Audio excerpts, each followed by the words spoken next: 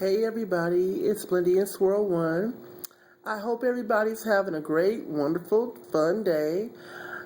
I'm actually at home chilling. I got a little alone time, and I've been getting messages from so many different people, just people sending me private messages, and a lot of them, to be honest, have been asking me for advice, which I take that as a compliment.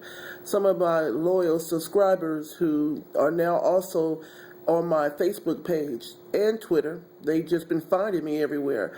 And they say they love my videos and they love the things I speak about and they feel comfortable talking to me about things. And one of them, I will never say who they are because when we discuss things, it is confidential. I don't discuss your business. And if I do use something of what we said or we spoke about privately, I will let you know in advance, just to let you know.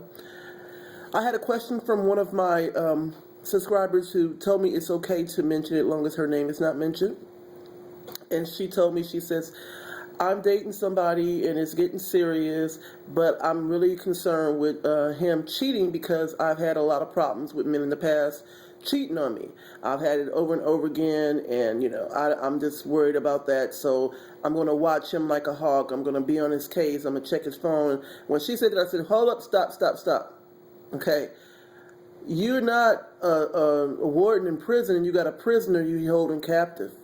You don't want to do that. You don't want to be tying him around with a collar to a fence like a dog. A dog gets so sick of that collar, he going to break the whole fence down to get away from you. You don't do that. So it made me want to speak about relationships.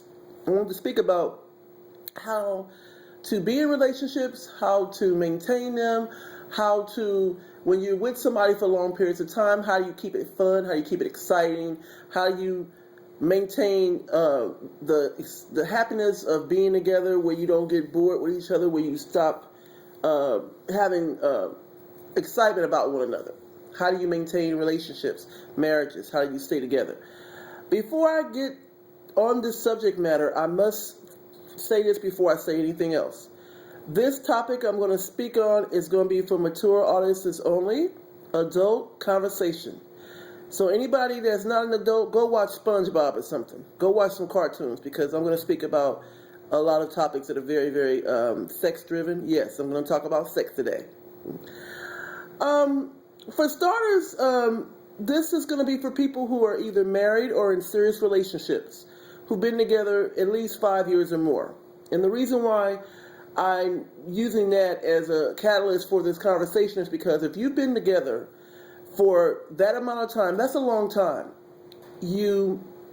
How do you keep the fire burning? How do you keep the excitement? How do you keep being interested? How do you not get too used to each other where you're now too comfortable and it's now not fun anymore? How do you keep that from happening? How do you keep the relationship alive? How do you keep it new? Because if you don't keep it new, it's not going to be, you're not going to like it.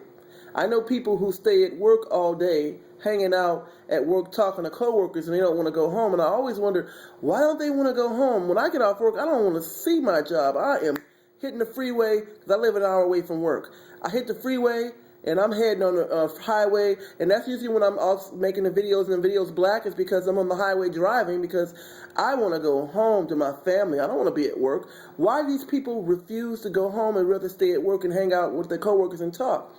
Well, because many of them are married and the relationship has died. They're still in it. They're still with the person they're with, but they're not happy. The sex life has died. The fun that you had together in the beginning of the relationship has died. How do you keep it alive? That's what this subject matter is going to be about. Okay. You made a lifetime commitment to someone. How do you make it not seem like you're in prison? How do you make it seem like you're not incarcerated or institutionalized and you're with someone that you don't even like anymore, that you don't even have any desire for anymore? How do you do that? How do you keep it interesting? For starters, I'm going to do a 10 answers to this question. The first one is never stop impressing the person you're with. Never stop. Like, for instance, me, I'm working on slimming down. I change my hair pretty often. I had curls at one time. Now I'm wearing it just straight back in a ponytail. I work on things. I'm going to start wearing contacts again. I'm going to take these glasses off. There's certain things I'm going to do where he's not having to, my man doesn't have to see beauty outside of me. He sees it with me as well. I don't want him to he's not happy with what he sees. So always impressing. He impresses me as well. So keep that going. Don't get too comfortable. Sometimes you've been together a long time, you get very comfortable. I'm very comfortable with him, but I don't want to ever get so comfortable to where I stop caring about my parents or I stop caring about certain things. You still have to do that. You still have to. And number 2, never stop dating. Never stop dating. You still go out. You still spend time together. You still do things together sometime. You don't never stop dating. Even if you got kids and you got all these things going on, you still occasionally do things together. You go out together sometime, just you and him, not anybody else, friends, anybody, family, children, nobody, just you two. That's the relationship you're going to focus on. You got to give that some focus. You got to give that attention. If you're not giving the person attention, well, it depends on the person. Some people don't need a lot of attention. They like not having a lot of attention, but for the most part, if you care about the relationship, you will give it attention. And if the person needs attention, you accommodate them. You give them attention. Let them know that they are a priority. If you're with someone, they should be a priority in your life. Number 3, give each other space. That is something that I was talking to the subscriber about, who said that she's going to watch her man and check his phone and make sure she knows everybody's talking to, trying to block him from cheating. And that is the worst thing you can do, because you're actually bombarding somebody and you're not allowing them to have any space. Give them space. And don't worry about the cheating thing. I don't worry about that. I don't. I wouldn't even want to put that on myself to worry about that. Giving a person space allows them time to miss you. You do not want to make them where you're in their face all day and they don't get a break from you. That makes a person get tired of you. You don't want to do that. So give them their space. Allow them to have some freedom.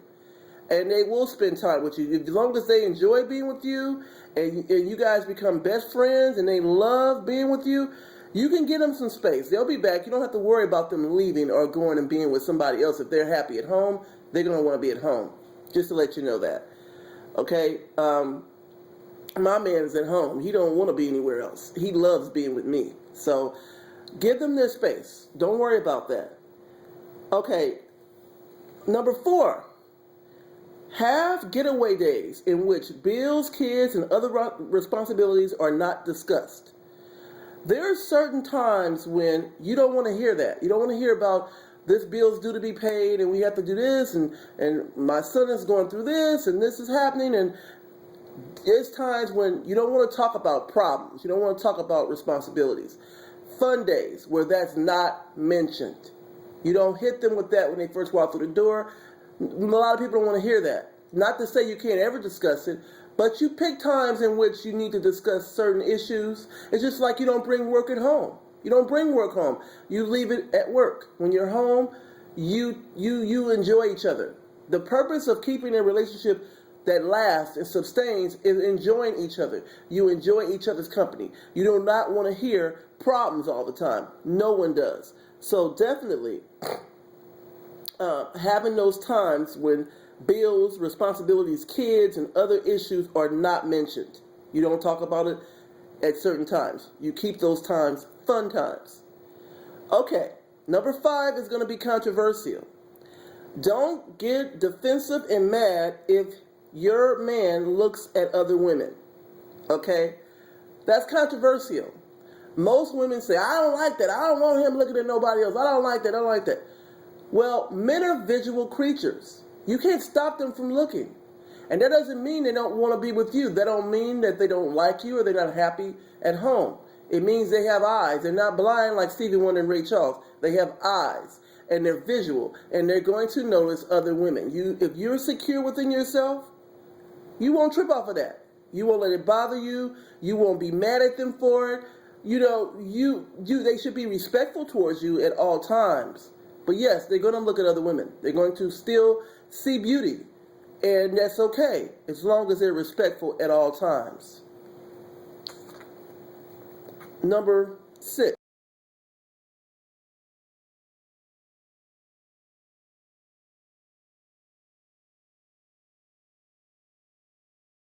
don't be a prude. Be liberated. Don't be a prude. And that's where this adult part is going to come in at, like I said.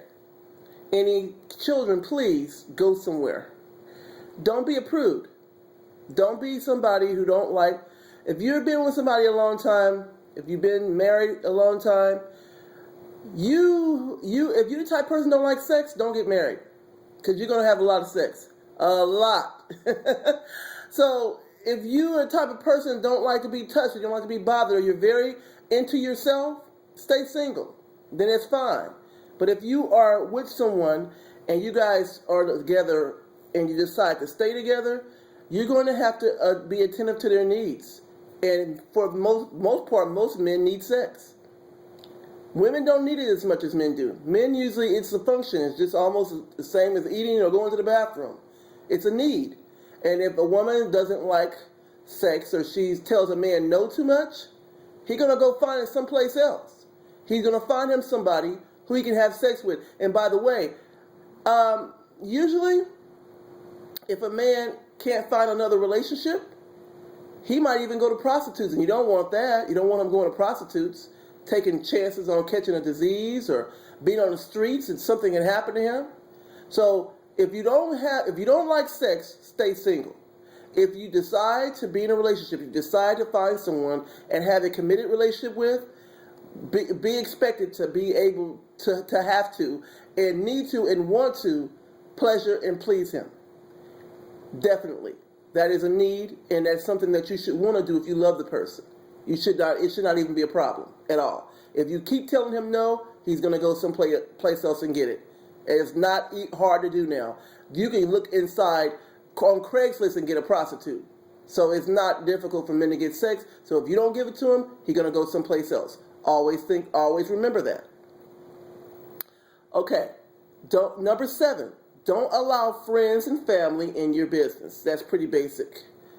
Friends and family. If you have a lot of single friends, single family members, and you discuss issues that you have, sometimes you have disagreements or whatnot, you discuss it with them, the first thing they're going to always tell you to do is leave them. Oh, leave him. Why are you still with him?